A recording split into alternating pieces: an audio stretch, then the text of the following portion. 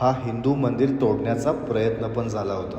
महाराष्ट्रातच नाही तर कदाचित संपूर्ण देशात असं एकमेव मंदिर आहे जे चक्क महामार्गाच्या मधोमध आहे। हे मंदिर हटवण्याचा प्रयत्नही झाला, पण शेवटी रस्त्याची दिशा बदलावी लागली। नेमकं असं का झालं, चला जाणून घेऊयात। मुंबई गोवा महामार्गावर प्रवास करताना इरवाडी जवळचं म्हसेश्वर देवस्थान म्हणजेच मसोबा मंदिर तुम्ही नक्की पाहिलं असेल।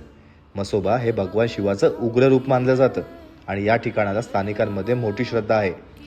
असं सांगितलं जातं की पूर्वी येथे एक विशाल वडाचं झाड होतं आणि त्यात देवाचा वास होता। जेव्हा नवी मुंबई गोवा महामार्गाचं काम सुरू झालं तेव्हा हे झाड तोडण्याचा प्रयत्न देखील करण्यात आला। स्थानिकांच्या कथेनुसार अनेक JCB आणि पोकलन मशीन लावूनही झाड हललं नाही। काही यंत्रांमध्ये तर बिघाडही झाला।